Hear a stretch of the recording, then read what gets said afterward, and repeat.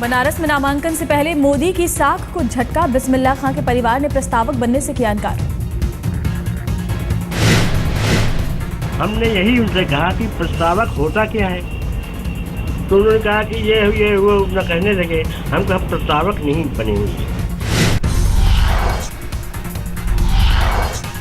वाराणसी से मोदी के नामांकन के लिए संभावित प्रस्तावकों की सूची तैयार। पंडित छन्नू लाल मिश्र का नाम भी शामिल। सूची में पंडित मदन मोहन मालवीय के परिवार वाले भी शामिल। निषाद नाविक भी हो सकते हैं प्रस्तावक। बिस्मिल्लाह खां के बेटे नाजिम हुसैन ने मोदी का प्रस्तावक बनने से किया इनकार। बोले जरा अलग है वाराणसी का मिजाज। हमने यही उनसे कहा कि प्रस्तावक होता क्या है, तो उन्होंने कहा कि ये वो न कहने लगे। हम कहा प्रस्तावक नहीं बनेंगे। मोदी के प्रस्तावकों की सूची में काशी का पप्पू चाय वाला, 75 साल से बनारस में चाय की दुकान।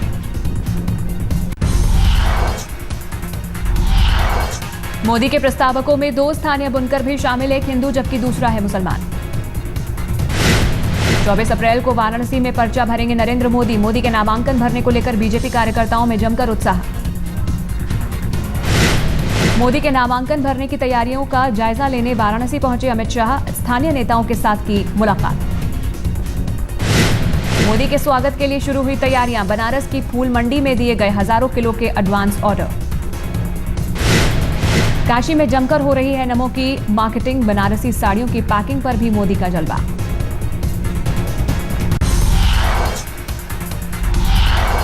वाराणसी के ईंट भट्टों में तैयार की जा रही है नमो ईंटें। मोदी समर्थक ने दिए 1 लाख नमो ईंटों के ऑर्डर। वाराणसी में मोदी के लिए वोट मांग रहे हैं औघड़ सन्यासी। सुबह 4 बजे से शहर में घूम घूमकर लोगों से करते हैं अपील।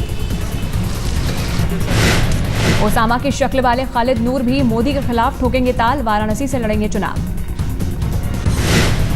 कभी लालू पासवान के साथ हुआ करते थे खालिद नूर, अब मोदी के खिलाफ लड़ेंगे चुनाव। मुख्तार अंसारी से मांग सकते हैं समर्थन। बीएचयू के प्रोफेसर्स ने तैयार किया काशी के विकास का मॉडल। मोदी के लिए तैयार कराया जा रहा है रोड मैप।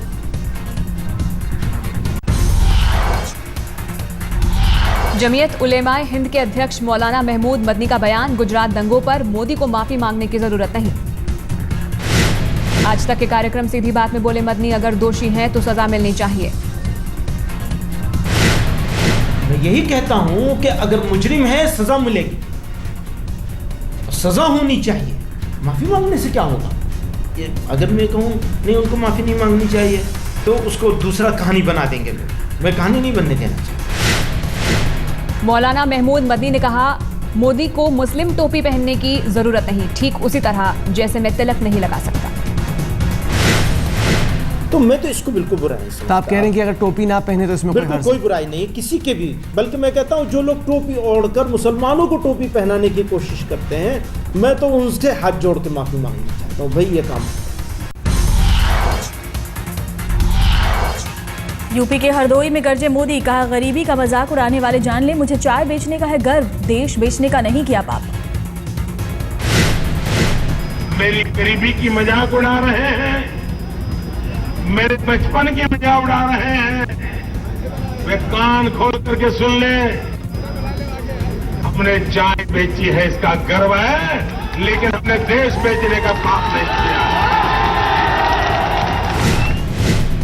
मोदी का राहुल पर निशाना। कहा सोने का चम्मच लेकर पैदा हुए राहुल को गरीब और गरीबी का पता नहीं। वो नहीं जानते गरीब के पेट होता है या नहीं, वो गरीबी के टूरिज्म पर जाते हैं।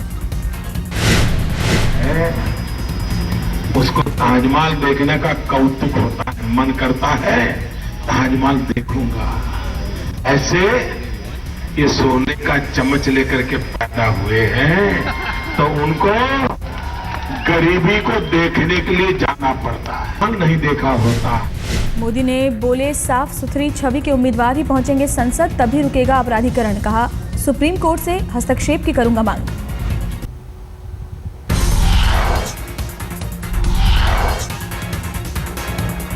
हरदोई में मोदी ने उठाया परिवारवाद का मुद्दा। कहा देश को मां बेटी की सरकार ने बर्बाद किया और यूपी को बाप बेटे की सरकार ने।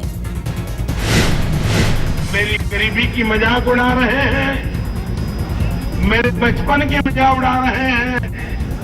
वे कान कान खोल करके सुन ले, हमने चाय बेची है इसका गर्व है, लेकिन हमने देश बेचने का पाप नहीं किया।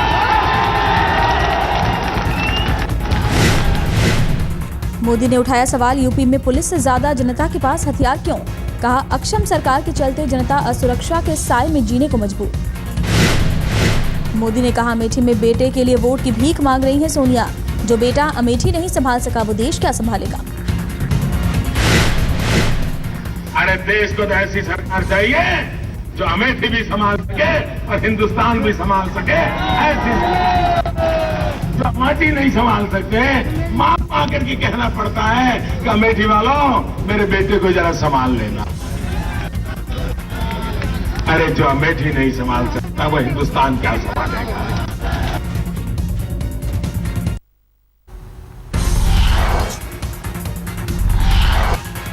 एटा में मोदी ने कल्याण सिंह के बेटे राजवीर के लिए मांगा वोट। कहा, विरोधी सच कह रहे हैं, मोदी की लहर है नहीं जहर है, लेकिन ये जहर देश लूटने वालों के लिए है। लहर नहीं है, मोदी जहर है, लेकिन ये जहर लूटने वालों के लिए है, ये जहर चोरों के लिए है, ये जहर बदमाशों के लिए है। तमिलनाडु के रामनाथपुरम में राहुल ने की रैली। राहुल ने कहा कि देश में बनेगी यूपीए 3 की सरकार। राहुल बोले, कांग्रेस की नई सरकार मेड इन चाइना से मुक्ति दिलाएगी। कहा, कोशिश होगी तमिलनाडु और देश के लोग मेड इन तमिलनाडु का ब्रांड इस्तेमाल करें।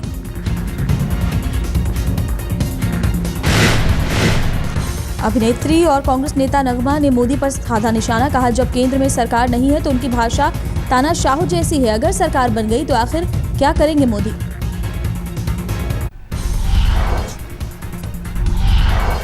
मोदी पर राहुल का हमला। बोले, राजनीति में होते वाजपेयी तो उनको भी आडवाणी जसवंत सिंह की तरह बाहर का रास्ता दिखा देते मोदी। वाजपेयी जी आज पब्लिक लाइफ में नहीं है, मगर अगर वो होते तो उनको भी कह देते, भैया यू आर आउटसाइडर, आप जाइए। मुंबई की रैली में भी राहुल ने मोदी पर किया हमला। बोले, किसी एक शख्स ने नहीं किया गुजरात का विकास। और कहते, भैया मैंने गुजरात मॉडल तैयार किया है। गुजरात मॉडल को गुजरात की जनता ने तैयार किया है। राहुल ने चौकीदार वाले बयान पर भी मोदी को दिया जवाब। बोले, खास उद्योगपतियों की तरह रखवाली कर रहे हैं बीजेपी के पीएम उम्मीदवार। गिरिराज के बयान से बीजेपी ने किया किनारा। कहा, हर तरह के विचारों का स्वागत करते हैं मोदी। गिरिराज सिंह ने देवघर में दिया था विवादित बयान। मोदी विरोधियों को पाकिस्तान का समर्थक बताया। जो लोग पाकिस्तान परस्त वही लोग नरेंद्र मोदी को रोकना चाहते हैं। जो लोग नहीं चाहते कि पाकिस्तान भारत के सामने घुटने टेके। बीजेपी नेता गिरिराज सिंह के बयान पर एफआईआर। आईपीसी की 10 धाराओं के तहत देवघर में मामला दर्ज। चुनाव आयोग तक पहुंचा गिरिराज सिंह का मामला। कांग्रेस ने दर्ज कराई शिकायत। कहा, बयान के लिए भेजा जाए जेल। कांग्रेस ने उठाए सवाल। पूछा, बीजेपी को नहीं मिला आज तक बहुमत तो क्या देश के ज्यादातर लोग पाकिस्तान के समर्थक हैं? तो बीजेपी को तो आज तक देश की जनता ने कभी पूर्ण बहुमत नहीं दिया। तो इसका मतलब है कि जो बहुसंख्यक है इस देश का, जो भाजपा को वोट नहीं देता है, वो सभी पाकिस्तानी बोल रहे हैं उनको। बेनी प्रसाद वर्मा के खिलाफ चुनाव आयोग जाएगी बीजेपी। केंद्रीय मंत्री ने मोदी के खिलाफ दिया है आपत्तिजनक बयान। बेनी बाबू का मोदी पर तीखा हमला। बोले, 18 साल की उम्र में बड़ा क्राइम करके घर से भागे थे बीजेपी के पीएम उम्मीदवार। नरेंद्र मोदी खुद एक बहुत बड़ा क्राइम करके घर से भागे थे 18-20 साल की उम्र में। बीजेपी ने की बेनी प्रसाद की उम्मीदवारी खारिज करने की मांग। कहा, माफी मांगे केंद्रीय मंत्री। शशि थरूर के खिलाफ भी चुनाव आयोग से शिकायत करेगी बीजेपी। केंद्रीय मंत्री ने मोदी को बताया ब्लीडिंग लीडर। वाराणसी में केजरीवाल को मिला नया आशियाना, कबीर नगर के घर में शिफ्ट हुए आम आदमी पार्टी के नेता। संकट मोचन मंदिर में रह रहे थे केजरीवाल, लोगों की आपत्ति के बाद दूसरे घर में हुए शिफ्ट। संकट मोचन मंदिर के महंत विश्वंभर मिश्र का बयान मेहमान बनकर आए थे केजरीवाल। और इसमें हमको नहीं लगता है कि किसी से हमें पूछना पड़ेगा कि हमारे यहाँ कौन अतिथि रहेगा कौन नहीं रहेगा। वो एक अतिथि की तरह आए थे, हम लोग का कोई पॉलिटिकल उनसे लेना देना, और मैं व्यक्तिगत तौर पे भी उन्हें नहीं जानता था। 23 अप्रैल को वाराणसी से पर्चा भरेंगे केजरीवाल, मोदी के खिलाफ आजमा रहे हैं किस्मत।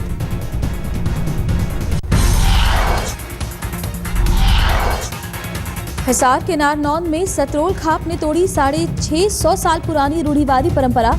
सतरोल खाप के लोगों को अपना गांव और गोत्र छोड़कर शादी करने की मिली छूट। सतरोल खाप ने शादियों में आ रही अड़चन के मद्देनजर लिया फैसला। 7 सदस्यीय कमेटी के फैसले पर कुछ लोगों ने जताया ऐतराज। महाराष्ट्र के चंद्रपुर में तेंदुए ने मचाया आतंक। शिकार की तलाश में तेंदुआ जानवरों के तबेले में घुसा, पकड़ने पहुंची वन विभाग की टीम पर भी किया हमला।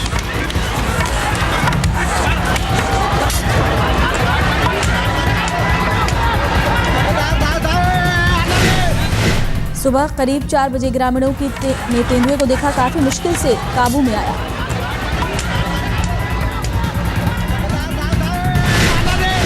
वन विभाग की टीम ने बेहोश कर तेंदुए को पकड़ा। पिंजरे में बंद तेंदुए को जंगल में छोड़ा जाएगा।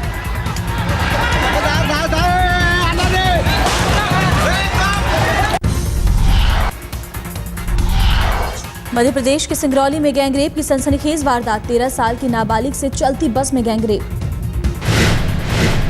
गैंगरेप के बाद दरिंदों ने पीड़ित को चलती बस से फेंका, लड़की गंभीर हालत में अस्पताल में। आरोपी बस चालक पुलिस की गिरफ्त में, बाकी आरोपियों की पुलिस कर रही है तलाश। दिल्ली से सटे गुड़गांव में महिला से गैंगरेप। होटल में नशीली चीज खिलाकर 2 युवकों ने बनाया हवस का शिकार। 31 साल की पीड़ित रोहिणी की रहने वाली अच्छे स्कूल में बच्चे के दाखिले को लेकर युवकों के संपर्क में आई थी महिला।